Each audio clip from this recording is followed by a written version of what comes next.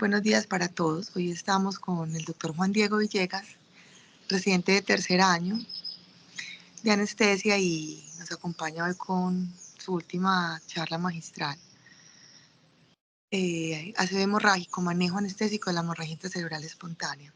Se da esta la oportunidad para invitarlos otra vez a que revisen en redes como en YouTube todos los temas que hemos puesto ahí. Cada mes tratamos de que sea pues obviamente un tema en especial, neuro, cardio, etcétera. Y aunque los residentes en su mañana académica siempre revisan los temas clásicos, igual que en los seminarios de cada rotación, tratamos de que ahí en las redes tengamos temas nuevos y atractivos o que tocamos poco, como es el tema de hoy.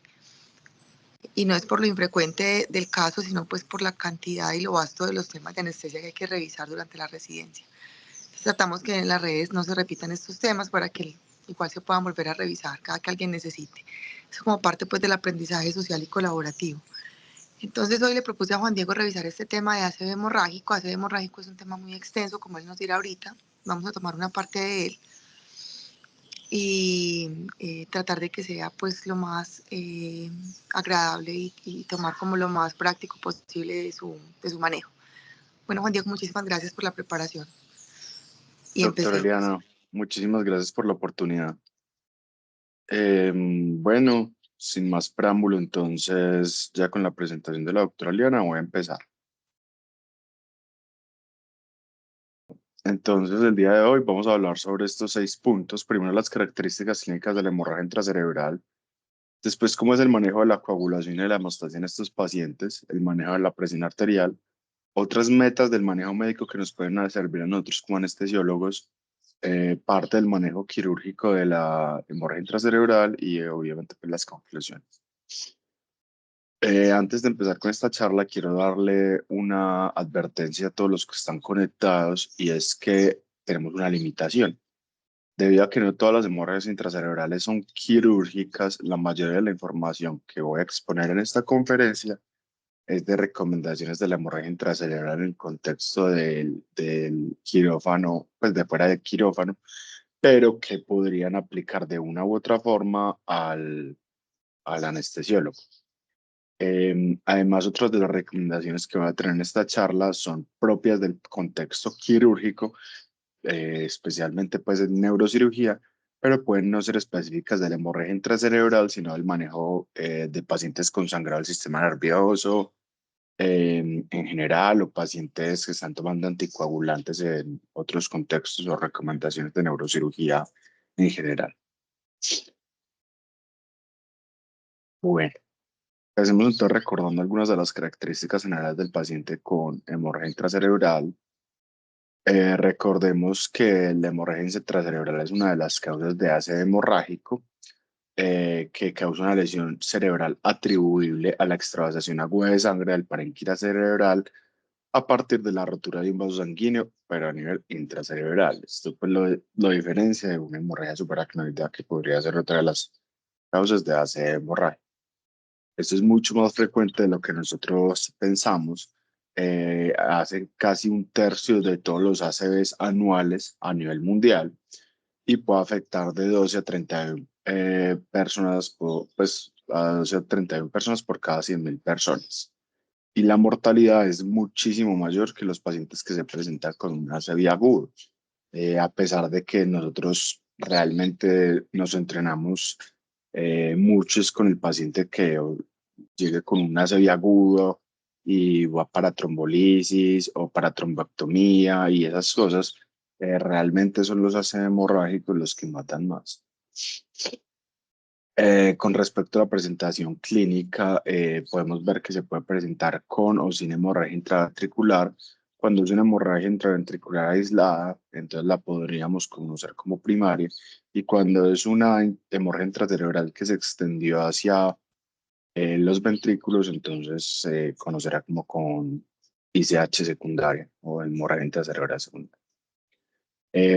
Algo muy importante que nos importa a nosotros desde anestesia es el edema perihemorrágico, que puede causar hipertensión endocraniana y es algo que nos puede complicar a nosotros el manejo intraoperatorio. Ese edema perihemorrágico puede aparecer tan pronto como las primeras 3 horas después del inicio de los síntomas, pero por lo general el pico del edema es entre los 10 y los 20 días. Este edema perihemorrágico, recordemos que causa una lesión secundaria que empeora el resultado clínico y la evacuación del hematoma es la que nos va a ayudar finalmente a la disminución de este edema. Em, el ACV hemorrágico lo podemos dividir entre primario y secundario, siendo el primario todo aquel que esté secundario a la ruptura espontánea de las arterias o arteriolas intracerebrales. Eso ya puede ser secundaria hipertensión crónica o también angiopatía amiloide, mientras que los secundarios son los pacientes que tienen alguna otra cosa de base, ya sea un aneurisma, un trauma, una malformación vascular, que le dio un ACV isquémico, lo trombolizaron y le dio una conversión hemorrágica, o los pacientes que usan sustancias psicoactivas. Algo que vamos a leer en todas las historias clínicas de los pacientes con un ACV hemorrágico es la clasificación del ICH score.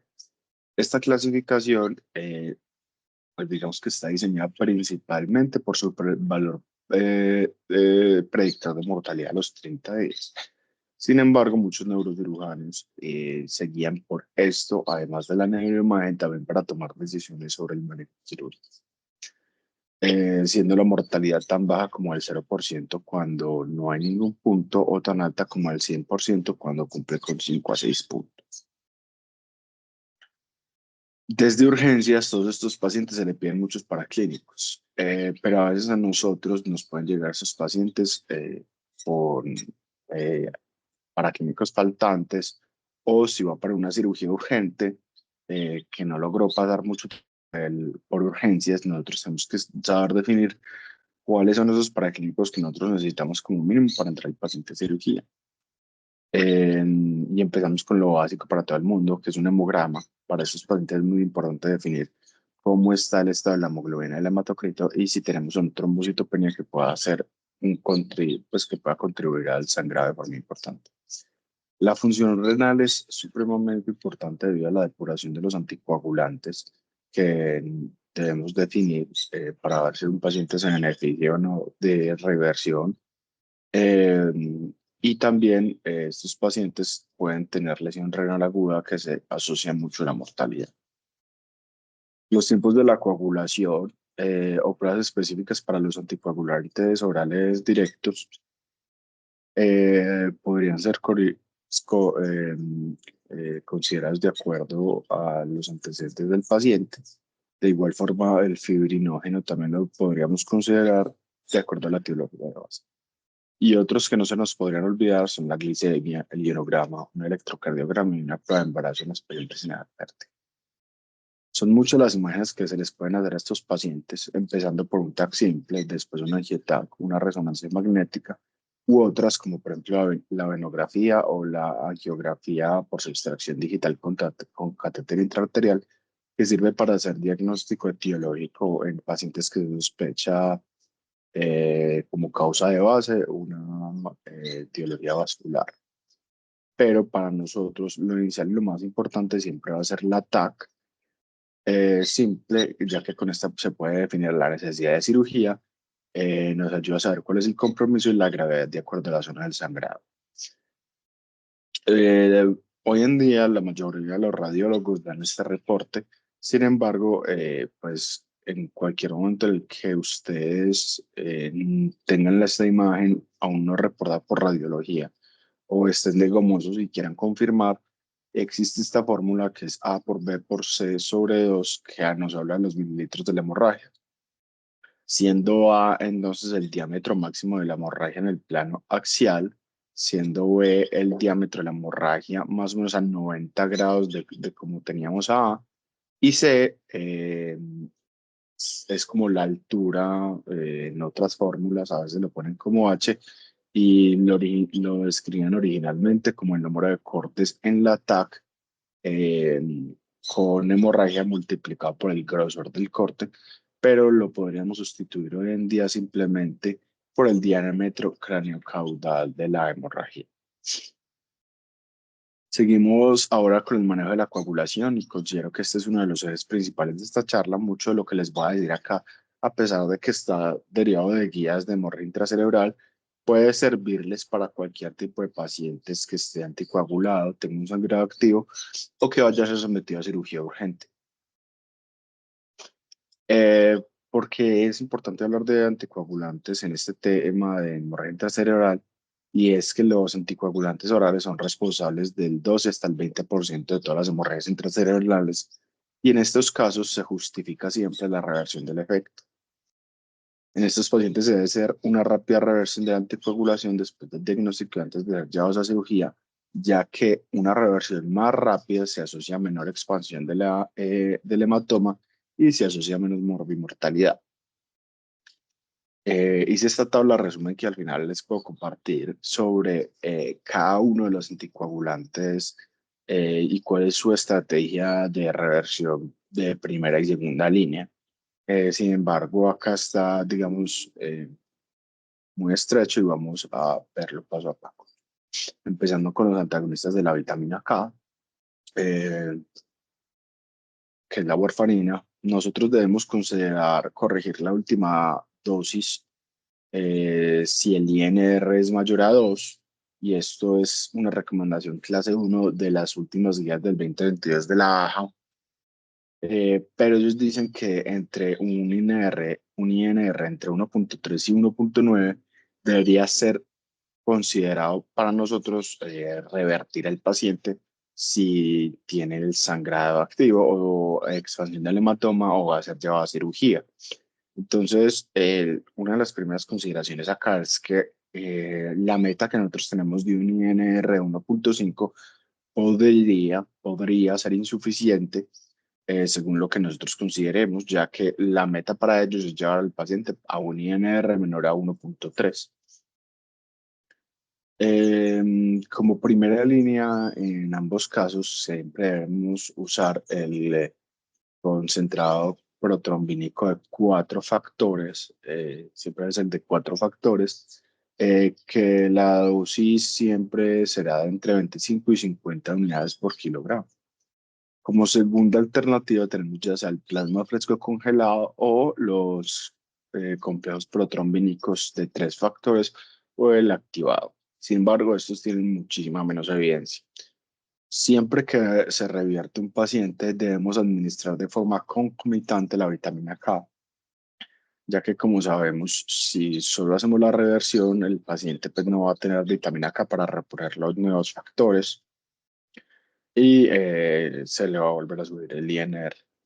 Como les decía previamente, esa reversión debe ser tan rápidamente como se pueda, debido a que si se deja mucho, pues aumenta la mortalidad intrahospitalaria.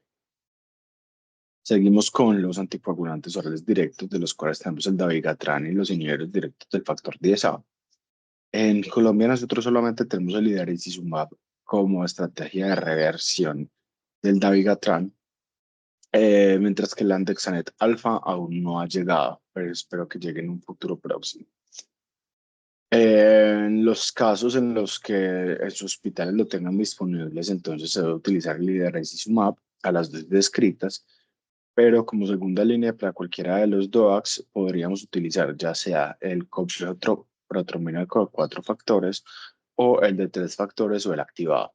Sin embargo, algo que dejan muy clara, digamos, las recomendaciones de las guías es que la evidencia de los usos de los factores, de los complejos protrombínicos, es de estudios no aleatorizados o estudios observacionales, y por lo tanto la calidad de la evidencia es supremamente baja.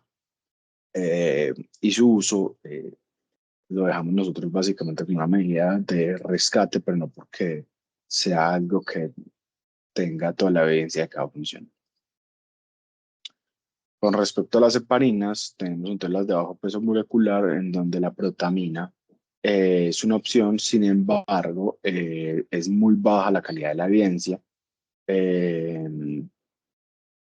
y se viene principalmente de los estudios también observacionales o estudios clínicos no aleatorizados. Sí tiene más evidencia, obviamente, para la heparina no fraccionada, Y acá tenemos que recordar que para calcular la dosis de protamina se debe calcular la dosis de heparina no fraccionada que se le administró al paciente en las últimas 2 a 3 horas. Muchas veces vemos que cometen el error de calcular las dosis totales de heparina no administrada pues, casi que en el último día o en un periodo de tiempo distinto a este, y es siempre en las últimas 2 o 3 horas. Han llegado a hablar también de para las heparinas de bajo peso molecular considerar el factor 7A recombinante. Sin embargo, la evidencia de este es aún más bajo y como veremos más adelante, este tiene el riesgo de causar eventos trombóticos en los pacientes. Eh, También se ha visto que los pacientes que se presentan con hemorragia intracerebral y están antiagregados tienen unas puntuaciones mucho más altas de ICH score y tienen mayor mortalidad. Y es por eso que muchos expertos han llegado a recomendar la transfusión de plaquetas o el uso de desmopresina en esos pacientes que estaban doblemente antiagregados para intentar, digamos, mejorar la hemostasia.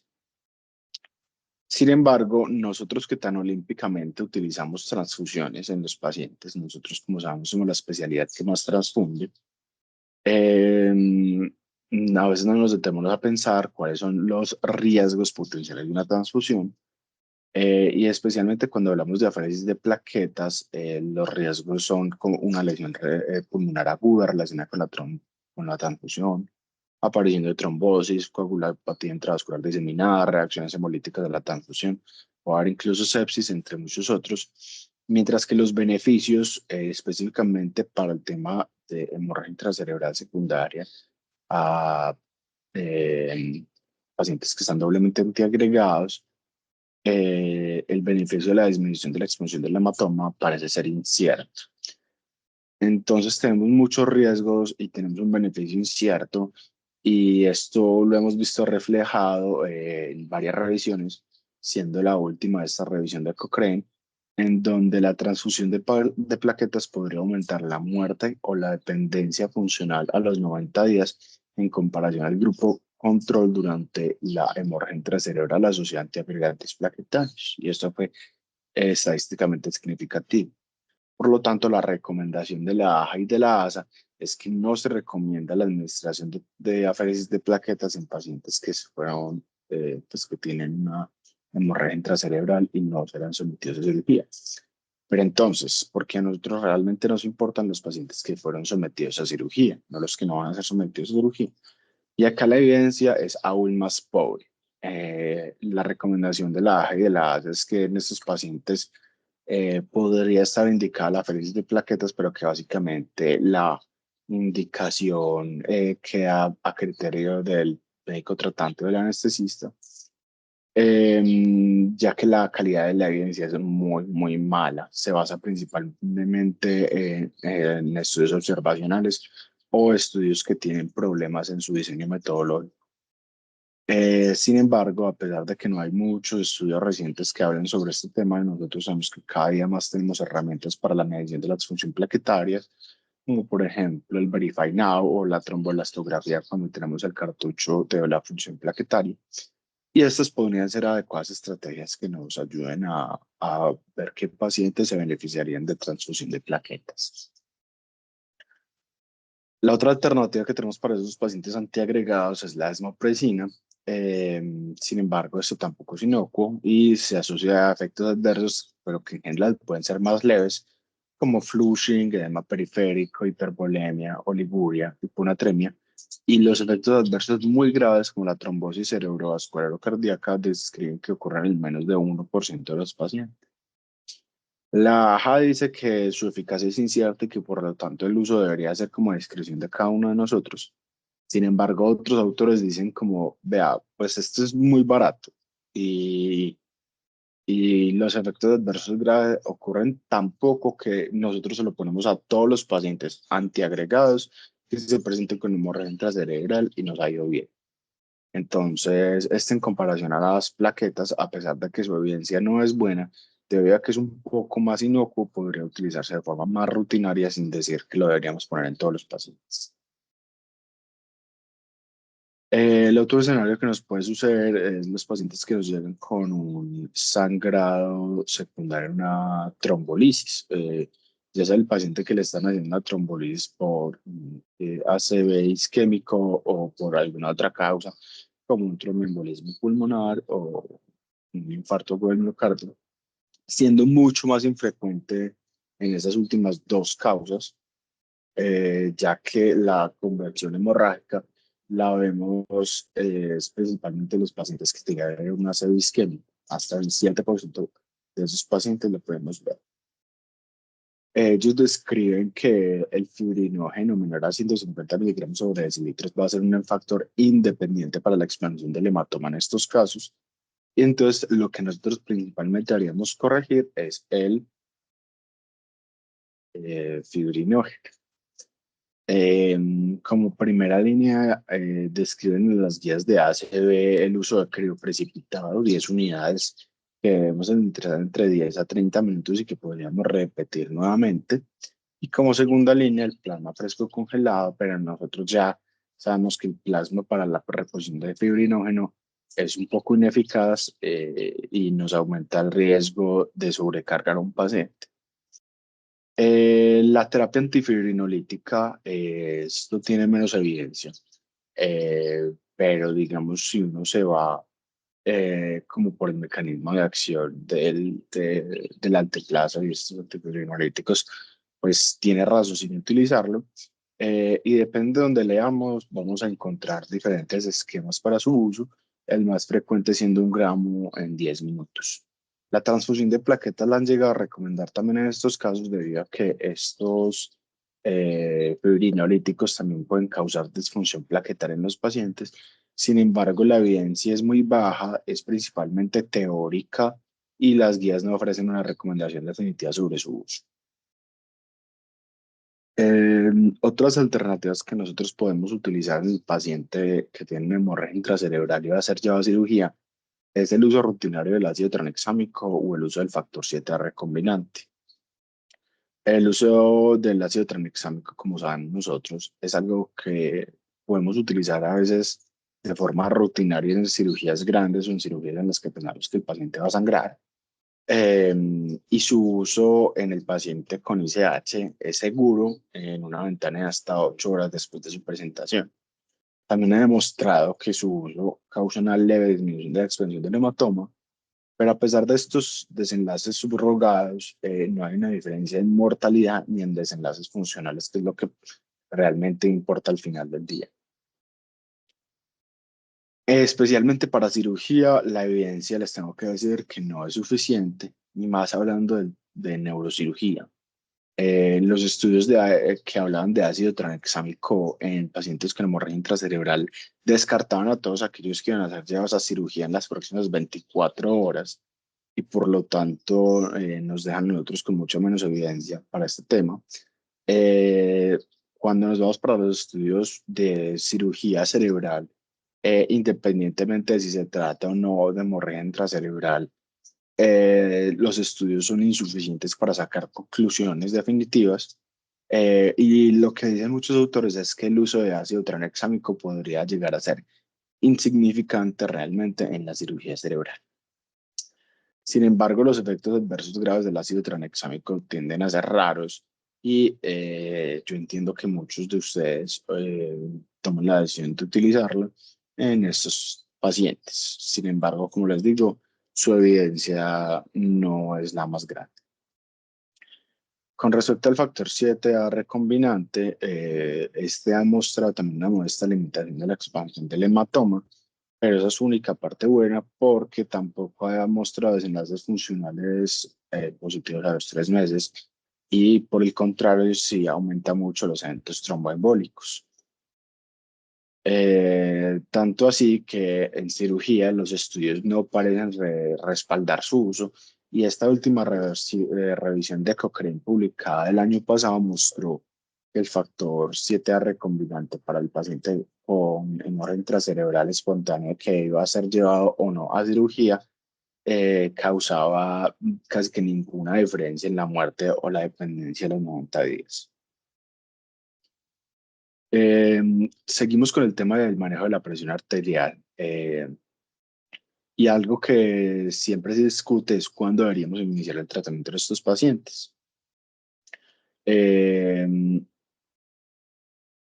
la hipertensión arterial es un hallazgo usual que podemos ver en todos los pacientes con hemorragia intracerebral, porque aumentar la presión arterial nos va a mejorar nuestra presión de perfusión cerebral. Sin embargo, tiene de malo es que provoca la expansión del hematoma, el edema, y aumenta el riesgo de resangrar.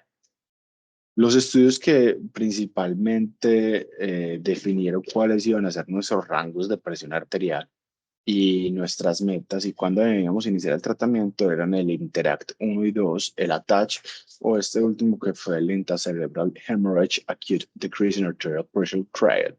Sin embargo, en ninguno de estos estudios incluyeron población quirúrgica, lo cual nos deja a nosotros en anestesia bastante limitados. En el contexto médico no quirúrgico, la indicación para tratar al paciente es aquel que tenga una presión arterial sistólica entre 150 y 220 y que tenga una ICH de leve a moderada. Es decir, que tenga un Glasgow Coma Score mayor a 13 o una puntuación de NIHS mayor a 10 o un volumen del hematoma menor a 30 mililitros. Y el objetivo es una reducción aguda de la presión arterial sistólica hasta 140 y después de eso mantenerla entre 130 y 150. En pacientes con ISH grave, que son entonces aquellos que tienen un Glasgow más bajo de 13, una puntuación del NIHS mayor a 10 o un volumen mayor a 30, o que van a requerir algún tipo de descompresión quirúrgica. Estas últimas recomendaciones, su seguridad y su eficacia no están bien establecidas y no deberían usarse de forma rutinaria. Este que tengo acá resaltado en verde es entonces lo que más evidencia tiene y lo que más está respaldado por las guías de en qué momento deberíamos disminuir la presión arterial y algunas de las recomendaciones de tratamiento que ellos utilizan, que puede ser la betalol, esmolol, nicardipina, hidralazina o el nitroprusiato de sodio intravenoso.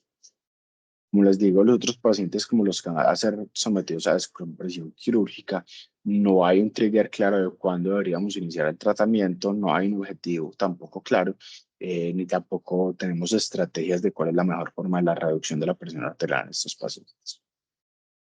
Eh, Sin embargo, yo les quiero dejar algún tipo de recomendación porque decirles como pues no hay evidencia y ya es muy maluco.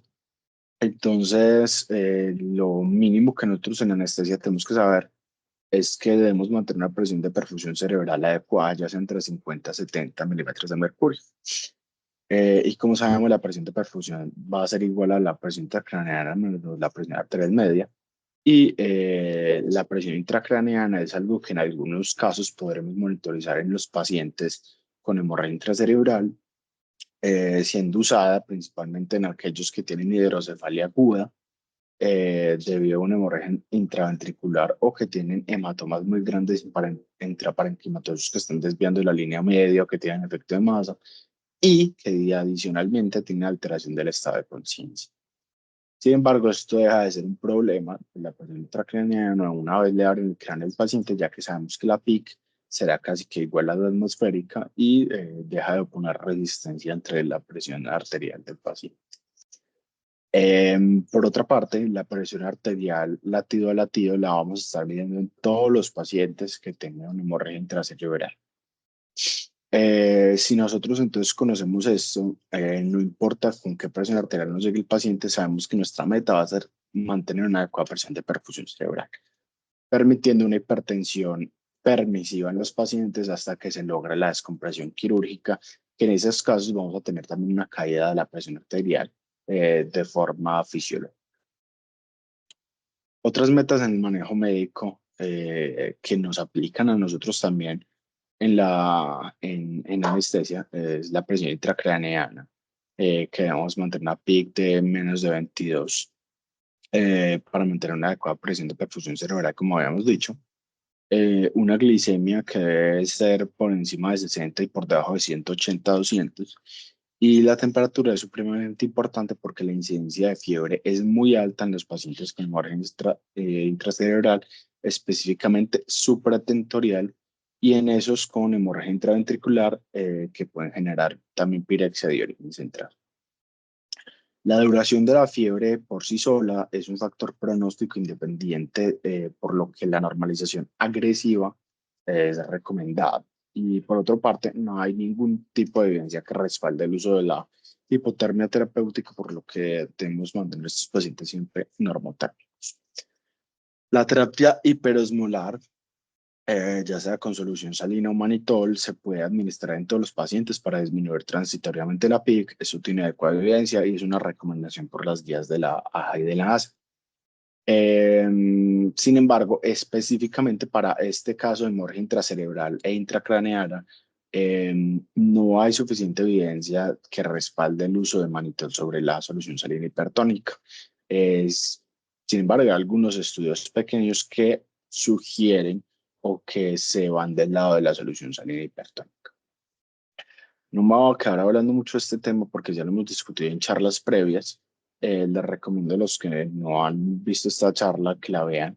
Es la charla de uno de mis compañeros, Josué, en la que habla de dulce o salado, que es mejor, manitol o solución salina hipertónica en el paciente con hipertensión endocraniana traumática, pero que se podría extrapolar para otros temas. Un dato curioso que les traigo es que la dosis del manitol, a pesar de que sabemos que es dosis dependiente, siempre va a llegar, digamos, un valle en el que a pesar de que administremos más manitol, no se va a disminuir la presión intracraneana del paciente. Es decir, se pierde el efecto del manitol. Entonces, unos autores un poco gomosos empezaron a buscar cuál era ese límite de la dosis del manitol a la cual ya deja de hacer efecto en el paciente con hipertensión intracraneana secundaria a hemorragia intracerebral. Y crearon esta fórmula que les dejaré también y luego les comparto a los que la quieran calcular, que es cuál es la dosis máxima que yo puedo utilizar en los pacientes de manitol, y que a partir de eso me va a dejar de funcionar el manitol en el paciente con hemorragia intracerebral. No sé si alguna vez la ha usado. Otras terapias para la hipertensión intracraneana en este grupo de pacientes será la terapia hiperosmolar de forma profiláctica, que no hay evidencia y que por lo tanto no se respalda su uso, y los glucocorticoides, que a pesar de que se utilicen en otros contextos, en el paciente con hemorragia intracerebral aumenta la mortalidad, no disminuye la PIC y por lo tanto no está recomendada. El estudio que mostró que aumentaba la mortalidad era un estudio en el que utilizaban dexametasona a dosis repetidas. Estudios posteriores encontraron resultados conflictivos, algunos en los que no se aumenta la mortalidad y otros en los que no había significante estadística. Sin embargo, al día de hoy, las guías de la AJA del 2022 siguen sin recomendarlo como una estrategia. No hay evidencia suficiente para decir si nuestra dosis única de dexametasona que utilizamos como profilaxis de náuseas y vómito posoperatorio y como analgésico tenga algún efecto o no en la mortalidad del paciente. Yo pensaría que no, pero digamos que no hay estudios que digan si es inocuo o no en este grupo de pacientes. Terminemos hablando entonces sobre algo del manejo quirúrgico de la hemorragia intracerebral. Hay tres estrategias del manejo quirúrgico, siendo la primera la cirugía mínimamente invasiva, que incluye la derivación ventricular en los pacientes, la craneotomía y la craniectomía. Las indicaciones quirúrgicas van a ser entonces esos pacientes que tienen hemorragia cerebelosa con deterioro clínico, aquellos con hemorragias lobares grandes que tengan un efecto de masa significativo, que tengan compresión del tronco encefálico, que tengan una hidrocefalia importante.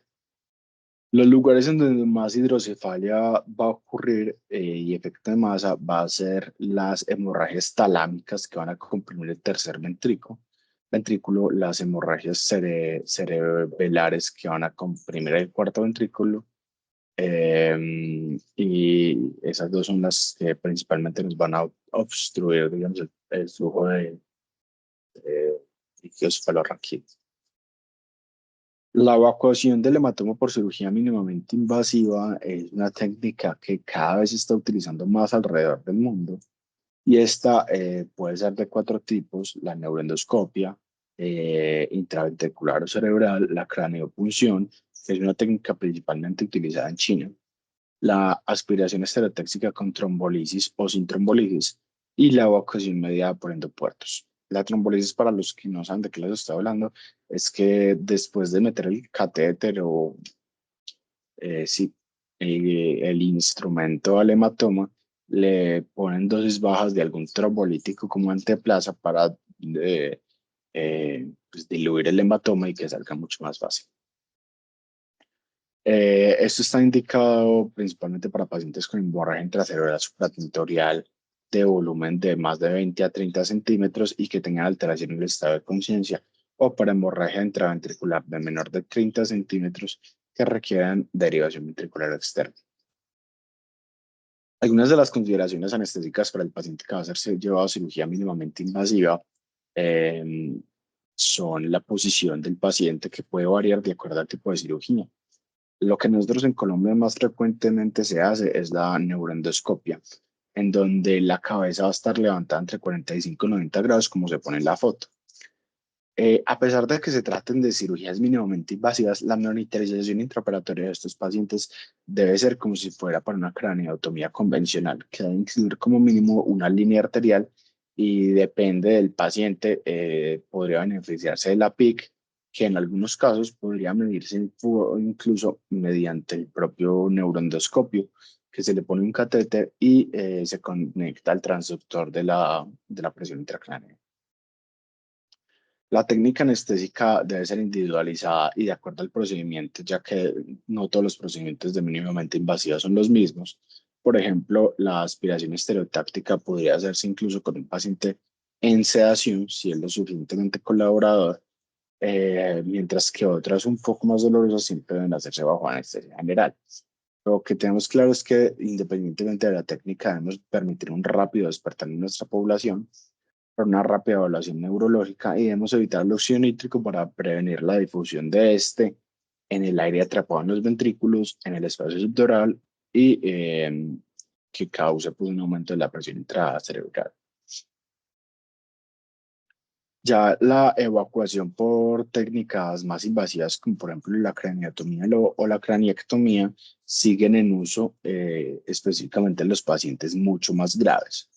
Para la craneotomía, varía la indicación si se trata de una ICH supratentorial o de fosa posterior, siendo la indicación para la supratentorial aquel paciente que tenga deterioro clínico a pesar de haberle hecho un manejo convencional adecuado. Y los de fosa posterior, el umbral de mandar a cirugía a un paciente con una hemorragia de fosa posterior es mucho más bajo. Cualquier paciente con deterioro neurológico, con compresión del tronco encefálico o hidrocefalia o un volumen mayor a 15 milímetros se debe ir para la cirugía. Y para la craniectomía es la alteración en el estado de conciencia, un hematoma también que esté desplazando la línea media o una pique elevada refractaria al tratamiento.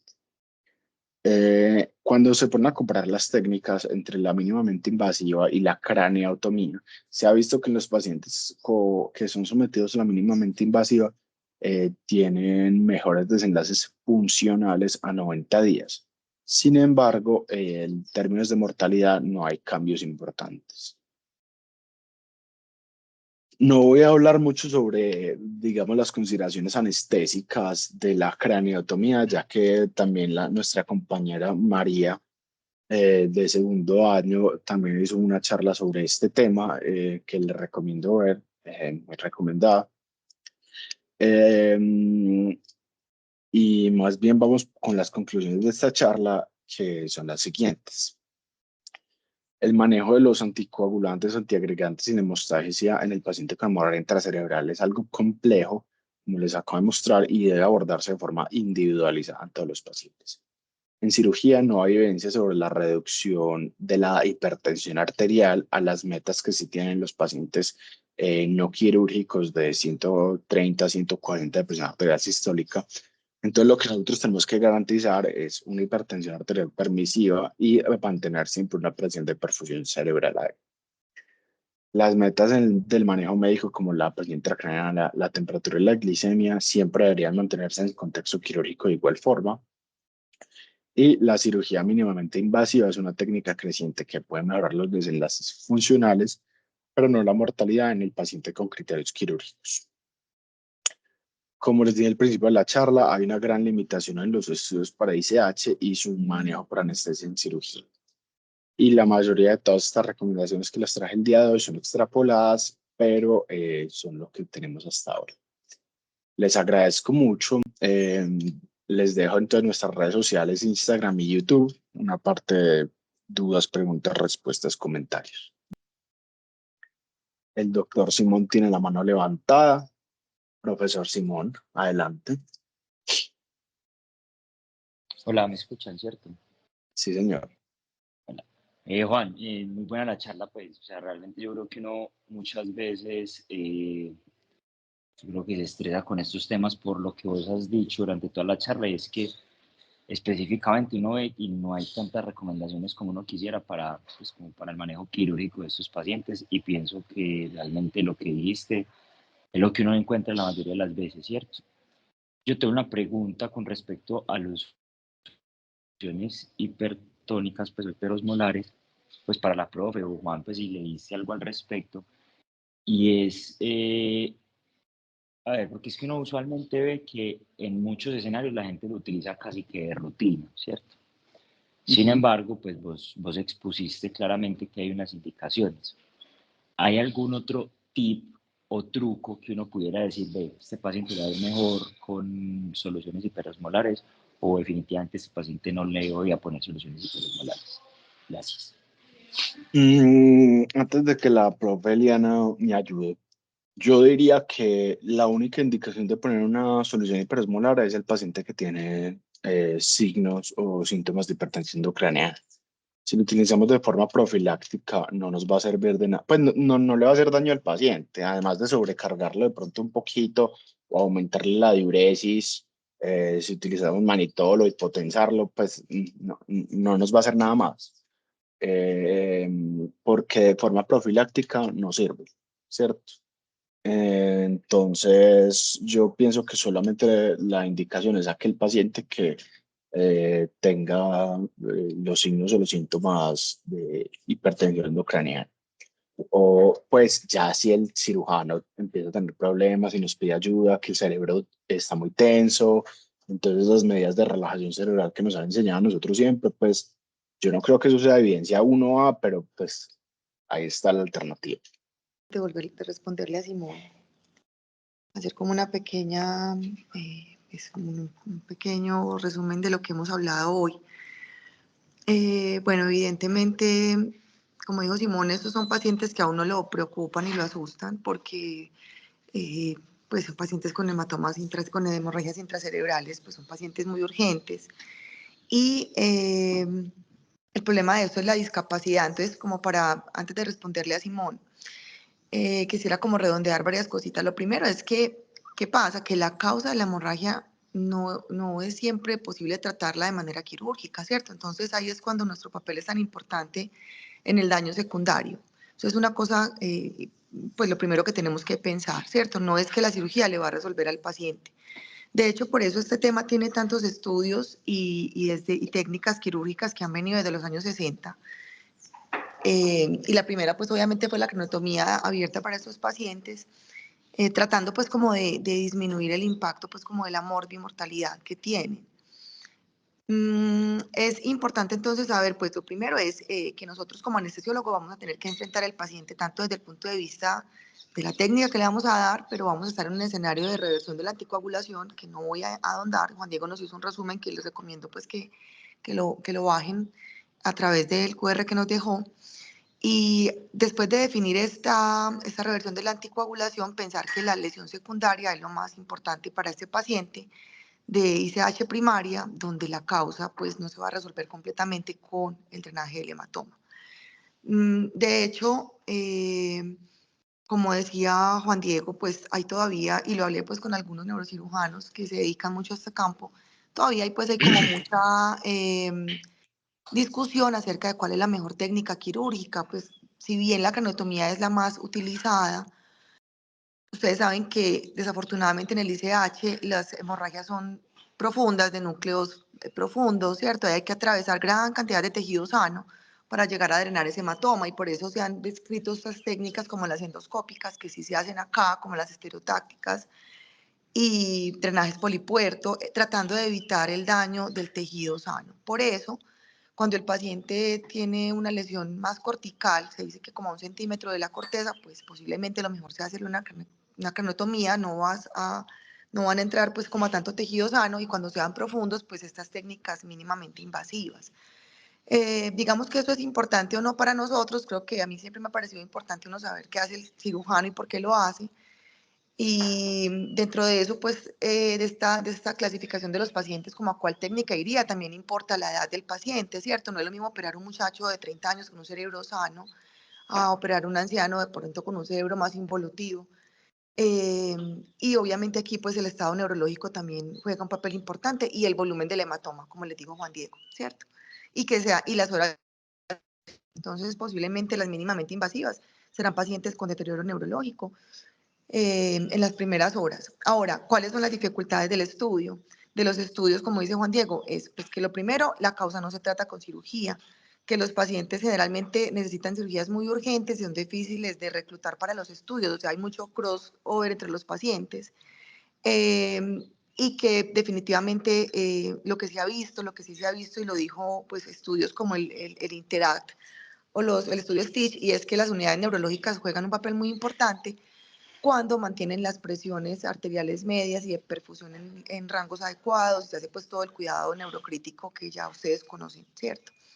Entonces es importante saber eso, ¿no? Es salvar esa parte de cerebro sano que está alrededor del hematoma, y eso obviamente tiene que ver con todas las medidas hemodinámicas que nosotros podemos proporcionarle.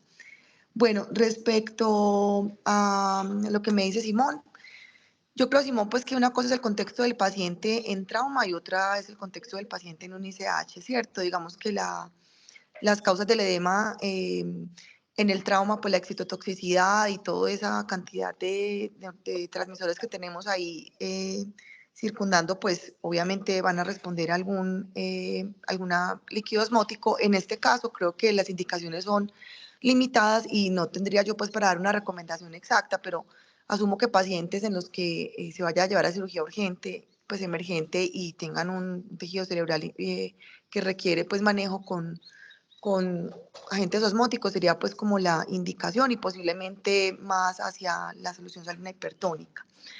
Bueno, respecto a algo que dijo Juan Diego, quería hacer claridad, y es que pues no es fácil llevar a esos pacientes con sedación a drenaje, porque muchas veces una de las indicaciones es el deterioro Estado de del conciencia. Glasgow. Exacto, entonces no va a ser un paciente que nos va a colaborar para ponerlo en pines y ponerle un bloqueo, ¿sí?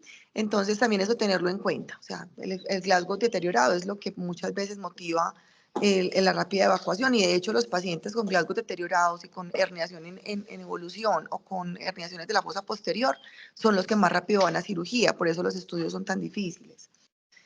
Bueno, ¿qué más tenía yo como para agregar acá? Yo creo que sería pues como eso, y María, por eso quería mostrar como este tema, como dejar muy en claro lo que es este ICH primario, ¿cierto?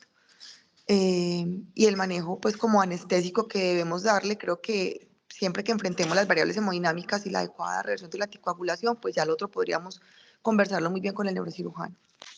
muchísimas gracias, profe. María tiene una pregunta o tiene la mano levantada. Hola, buen día. Oli. Juan Di, nos dejaste súper claro que la reducción, pues, o la terapia intensiva como para buscar como metas de presión, pues como disminuirlas de manera intensiva, pues es peor, ¿cierto? Que les aumenta la mortalidad. Pero pues no sé qué recomendación nos dice pues la doctora Eliana, también desde la experiencia y eso, porque pues dentro de las recomendaciones, si decía incluso que podemos tenerlas tan altas como 180, 200, incluso creo que podían subirse hasta 200 y pico, y no bajar de manera, pues sí, la idea es no bajar de manera intensiva, pero pues creería que también eso nos va a alterar la perfusión y pues tenerlas tan altas, entonces no sé de pronto cuál sería como la meta objetiva más o menos que manejan verdaderamente, pues cuando tienen estos pacientes. Yo pienso que en el paciente que tiene una hemorragia intracerebral grave, o sea, que ya tenemos deterioro del estado de conciencia y que va a ser llevado a cirugía, debemos ser permisivos con el manejo de la presión arterial para arriba. O sea, yo permitiría a un paciente hipertenso, a menos de que ya me esté pasando de valores por encima de 220 o que esté teniendo, digamos, complicaciones debido a la hipertensión arterial en otros órganos o en otros sistemas. En ese caso, yo empezaría a disminuir la presión, de la presión arterial. Sin embargo, yo pienso que si yo tengo un paciente con alteración del estado de conciencia y tiene una presión de 220 sistólica, y a pesar de eso, pues digamos está deteriorando, es que su presión de perfusión cerebral tal vez no está haciendo lo suficiente. Y si yo se la llego a bajar en ese momento al paciente, lo termino matando. Lo que yo tengo que hacer en ese paciente es buscar otras medidas antiedema y llevar a ese paciente rápido a cirugía, que es lo que lo va a salvar. Y mientras se logra llevar a cirugía, mantenerle por lo menos la presión arterial con la que viene el paciente, si es que no puedo, pues si es que no estoy teniendo otras complicaciones derivadas de la presión arterial del paciente. Vamos a hacer No sé, algo. profe. Para mí la pregunta es muy interesante, María, y una cosa, yo diría puntualmente, una cosa es el paciente antes y otra después. Una cosa es antes de evacuar el hematoma, donde la presión de perfusión tiene que mantenerse a toda costa, obviamente, pues controlando excesos de hipertensión. Otra cosa es después, porque la hiperperfusión también le puede hacer daño. Hay varios estudios, Interact 2, pues, que Juan Diego y yo de pronto revisamos y obviamente en el post ellos me recomiendan una presión de 120, 130 milímetros de mercurio. Pero la propuesta que les hago es veamos el caso clínico y para mañana que vamos a hacer como toda la revisión de sangrados en cerebro, los que les toca este tema de ICH, es muy bueno que nos digan qué dicen estos estudios de Rich 2, Interact 2, acerca de la presión de perfusión cerebral. Pero yo creo que ese sería el mensaje. Una cosa es antes y otra es después, y antes no puedes llegar a límites, llegar a metas de presión porque tienes todavía un hematoma para evacuar. Juan Diego, el caso clínico. Entonces, rápidamente, tenemos a un paciente, Juan Pérez, 72 años, tiene una FA, una enfermedad coronaria revascularizada, con stent medicado hace 4 meses, hipertensión arterial, diabetes tipo 2. Él toma apixaban 5 miligramos 2 veces al día, la última se la tomó hace 10 horas, un Clopi 75 miligramos al día, Asa 100 miligramos al día, losartán y metformina. Acude a urgencias acompañado por su esposa debido a la aparición súbita de debilidad en el lado derecho del cuerpo y dificultad para hablar. La esposa relata que Juan estaba en casa cuando de repente empezó a sentir una intensa cefalea seguida de los síntomas mencionados. Cuando el paciente llega, tiene una presión arterial de 200/100, frecuencia cardíaca 90, respiratoria 18, saturación de 96%, neurológico tiene un Glasgow de 11, una hemiparesia derecha, una fuerza de 2 de 5 en el brazo y de pierna derecha, una disartria y hiperreflexia en extremidades derechas, le hacen un TAC que muestra esta hemorragia intracerebral extensa en el hemisferio izquierdo, principalmente en el lóbulo frontal con extensión al ventrículo lateral y un efecto significativo de masa con desviación de la línea media hacia la derecha, indicando pues un aumento de la presión intracraneal. A este paciente en urgencias le pusieron una dosis única de factor de complejo proteomínico de 4 factores. No inician el tratamiento antihipertensivo porque consideran que es grave y que el paciente va a ser llevado a hacer neurocirugía y lo dejan a criterio de nosotros de anestesia si le manejamos o no la presión. Y neurocirugía pues lo programa para drenaje endoscópico urgente por el deterioro neurológico.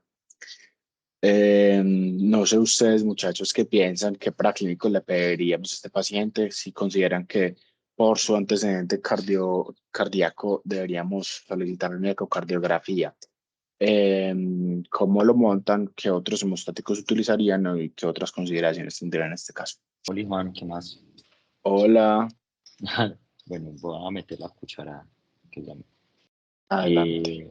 Bueno, pues en términos generales estamos ante una emergencia pues quirúrgica, ¿cierto? Es decir, ponerse uno como a ahondar en exámenes que si bien en un contexto electivo nos van a ayudar, no son el mejor contexto en este momento, ¿cierto? Entonces, pues yo entrando no le pediría una ecocardiografía, simplemente pues evaluaría el estado funcional previo al evento y digamos que obviamente uno sí tendría todas las cuidados que debería tener con un paciente que tiene una cardiopatía de base, ¿cierto? Entonces, inicialmente como prequirúrgicos, pues uno pediría rápidamente un ionograma, un hemograma, como vos decías en la charla, para mirar rápidamente cómo están las plaquetas y básicamente una glicemia. Creo que con esas tres cosas uno podría pues como empezar a sortear el asunto. Ya está revertida en teoría la anticoagulación, como vos dijiste en el caso. No utilizaría pues como pues plaquetas o alguna otra cosa adicional por lo mismo que vos mencionaste, eso no tiene pues como una evidencia fuerte a favor en este momento y uno pensaría más en que el sangrado pudiera ser por la anticoagulación que por otras cosas o por una hipertensión mal controlada por el tipo de lesión que tiene el señor, ¿cierto? Eh, Bajar la presión en este caso de forma aguda, pues ya hemos visto que no, es bastante controversial. Más bien uno, pues lo que sí intentaría es mantener unas presiones de perfusión adecuadas. Además, recordando que estos pacientes que hacen hemorragias intracerebrales o pues hemorragias intracraneales tienen una desviación hacia la derecha de la curva de la autorregulación, entonces necesitan sí o sí presiones más altas para poder perfundir ese cerebro. Utilizaría línea arterial sin lugar a dudas, dos venas, y pensaría de pronto en el posoperatorio, pues ya con más calma, ponerle un acceso central porque seguramente ese paciente va a necesitar vasoactivos. Eso haría yo pues como inicialmente, no sé si tengan alguna otra consideración. Y con respecto al uso de hemostáticos, pues realmente, vos mismo lo has dicho también, no hay como una indicación clara en los pacientes que van de forma emergente a cirugía. Va para Tampoco una pues como cirugía lo vería, mínimamente invasiva. pues yo no lo utilizaría tampoco, pues no utilizaría hemostáticos. Eso haría yo, no sé si estoy muy equivocado más. No, me gustó mucho tu aporte, Sai, muchísimas gracias. La doctora Eliana Gualeja, no sé quién No, quiera solo hablar quería primero. preguntarte si le diste ahí la clasificación ICH score o alguien se anima a hacerla. Me da 3 puntos, 72% de mortalidad. Es gravecita, Pues ¿cierto? digamos que estamos aquí también divagando un poquito en la imagen, pues tratando como, es porque es importante eso, porque también uno sabe la mortalidad que tiene el paciente, ¿cierto? Y a lo que se va a someter cuando definen que lo van a operar. Solamente quería hacerles también como, es bueno uno saber pues los scores que hay en neuro y la relación con la mortalidad, ¿cierto? Para saber uno a qué se enfrenta con los pacientes y con la familia. Pero no, está muy bien lo que dijo pues Simón, ese es nuestro papel, la reducción de la anticoagulación, el monitoreo de los pacientes, la monitorea de los pacientes, pues obviamente nunca atrasarles como esa decisión quirúrgica y de todas maneras el cuidado pues, secundario. Aleja, ¿qué iba a decir? Tenía más como la pregunta en cuanto a la parte de la derivación en caso de que uno encuentre un paciente que está haciendo pues como una hipertensión endocraneana, que generalmente pues es como indicación del cirujano y que se hace pues como por medio también de la medición o cuando pues se va a poner un catéter para el drenaje específicamente, pero pues por parte de nosotros como la indicación específica sería más que todo, pues es como los pacientes que están como con hipertensión endocraneana, pero no sé, o sea, como que otra indicación o que otra cosa como por parte de nosotros poner un catéter. Pues digamos De que nosotros nunca derivación. indicamos los catéteres pues, de derivación, pero Sí, muchas exacto. de las hemorragias se van a hemorragia intraventricular y esa sería pues una indicación y tratamiento, que Juan Diego de pronto les mencionó, que a través del catéter intraventricular se puede poner RTPA y es uno de los manejos que se hace con los pacientes en ciertas indicaciones, ¿cierto? Pero lo indica pues más el neurocirujano cuando hay extensión a ventrículos y requieren el drenaje y pues obviamente se tapa mucho el catéter y por eso la RTPA ha sido otra de los estudios que han tenido.